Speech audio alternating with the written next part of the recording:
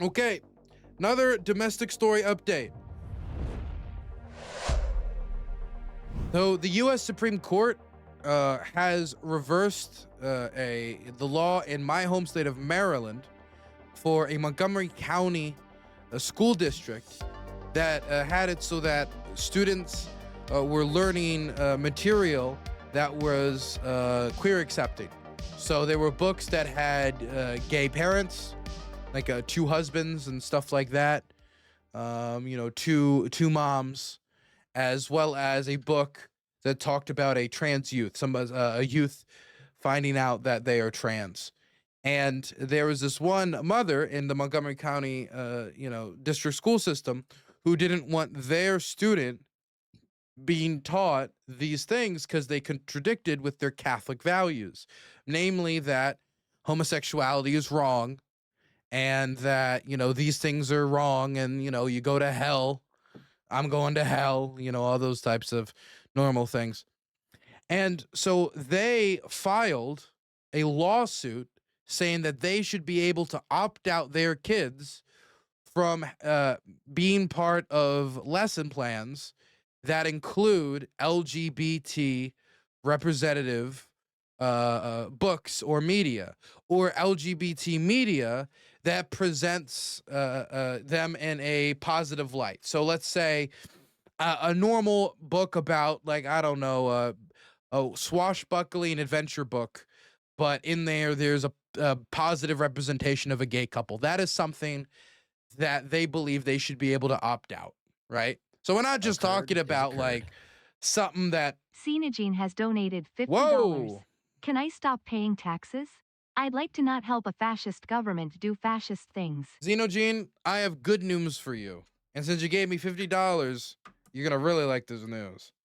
Every dollar you donate to Dylan Burns TV is tax deductible 1-for-1. Best tax deduction scheme ever in the history of the world. Most tax deductions, you spend $5, maybe out of that you'll be able to deduct like $1 from it, like comparatively. But no, it's 1-for-1. You spend $50 here, you don't have to spend that money in taxes.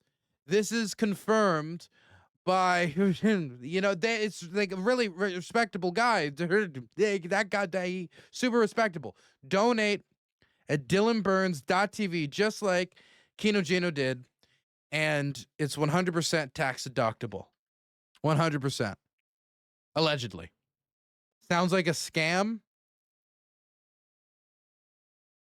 Burns is an immoral, morally corrupt, bankrupt man. No. Okay. So the argument was made that because books that portray homosexuality in a positive light disagree with the religious morality of the mother, which is the value that the mother wants to imbue upon the student, saying that they want the student to also believe homosexuality is wrong, gays go to hell, trans people are fake, gender ideology will send people to hell, these types of values. The idea that me and everyone like me will spend an eternity in suffering in the lake of fire, right? That is what she wants to teach to her mentally disabled, by the way, daughter, because that is the priority, I imagine, in that household.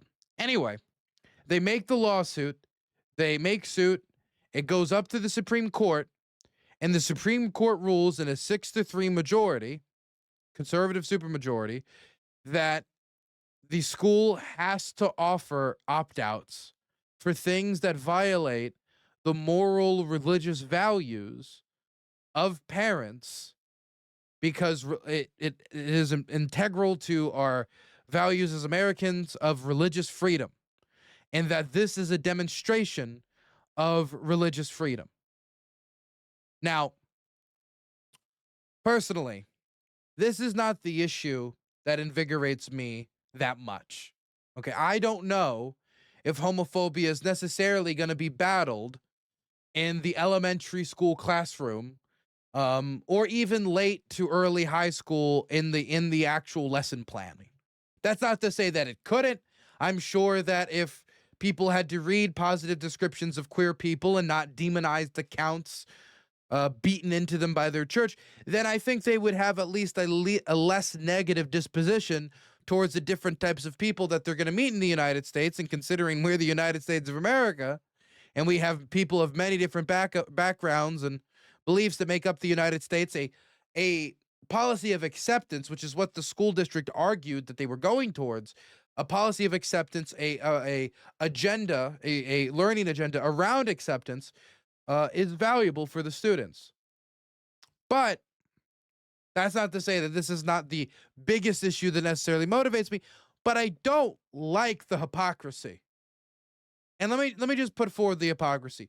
The moral, religious violations of their morality being taught in this secular school, secular education.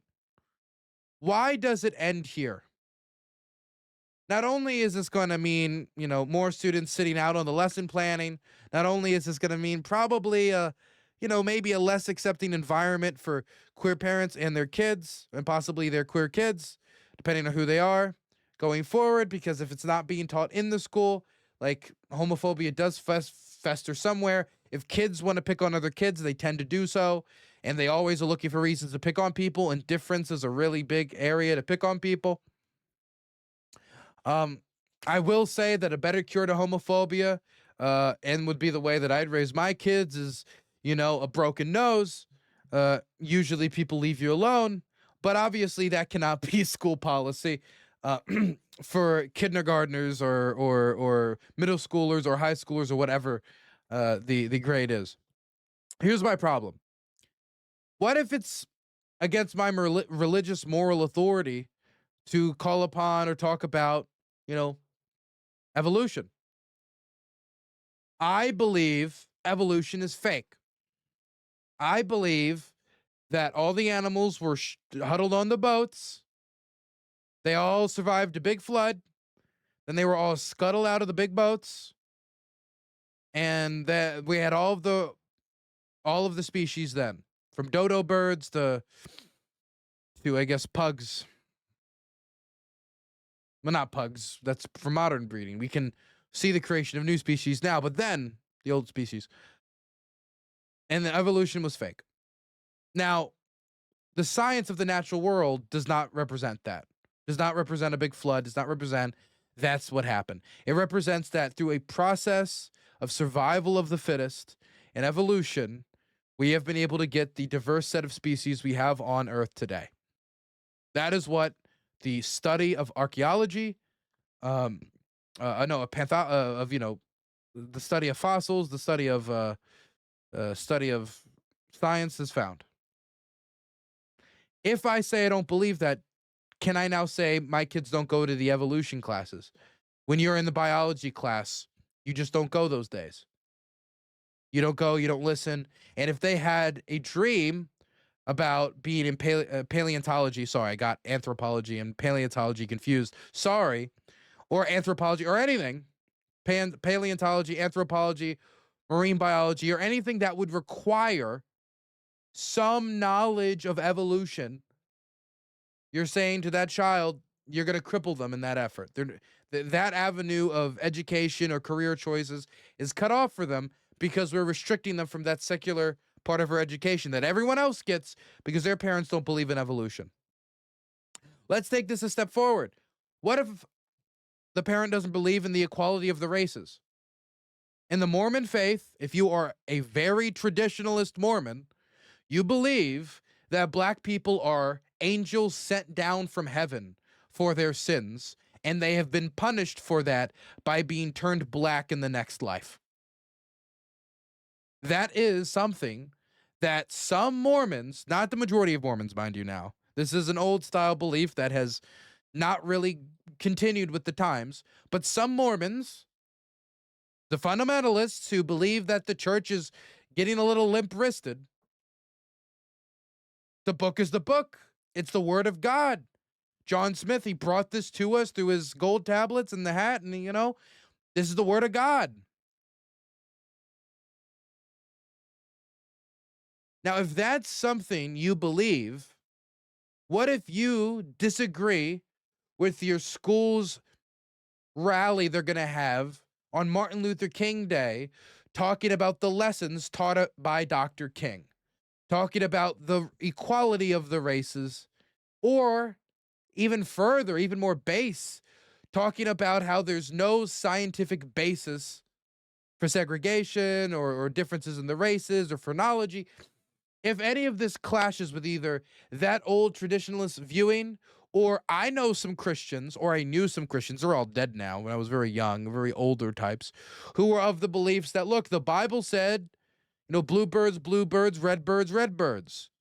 And this dictates segregation. There shouldn't be interracial mixing. There shouldn't be any of that. And this book that has an interracial couple violates the morality of me. They should not get an education that encourages race mixing or paints race mixing as even morally neutral. My question is, where does it stop? Because if we're going to say that a education of inclusion and of, letting youth know that it's a big world out there with many diverse peoples, don't include queers, then when does it also apply to other minority groups?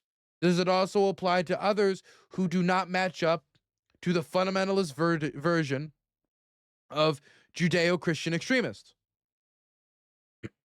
Is that something that could be legally argued, could apply in these areas as well?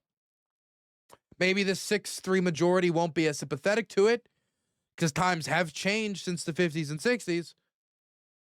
But I don't see why that, if somebody could make the religious argument as to why they don't believe in the process of evolution, which many have, or something as basic as the equality of the races, that they shouldn't have their child taught that either in secular schools. So my question is, where does it stop? Have we opened up a can of worms that creates chaos for secular educational institutions? Mind you, the ACLU has also done studies that have shown that when you include opt-out proposals, people also tend not just to opt out of the class, and you can have higher absence rates. You also have people who just don't show up to school on that day at all. They use it as an excuse to excuse their tardiness. So this could also encourage a small amount of truancy. Don't really see any winners except the religious fundamentalists. Like, is it really that hard? Like, if you don't like the gays enough that this is something that you'll crusade over, then I'm sure you don't like the gays enough that you'll be able to give your youth a long lecture about why they're icky after they read a book where they didn't seem that icky. This is just going to lead to more brain drain. I don't know if this is going to lead to more brain drain, but I think it's certainly going to lead to a less inclusive environment for LGBT people. And this is also coming right on the back foot of the Trump administration's gutting of the LGBT suicide hotline, which saw a 30 to 40% increase in calls to the hotline after its creation in 2022. It was having a real effect in saving lives. And if you say you care about these people, you care about the gender ideology, maybe you should speak to them in a language they'll understand. If you talk about caring about these youths, but it's performative. It's performative. If you're willing to cut the suicide hotline resources of the members of the community, then you don't really care about the community. You care about removing them from public life.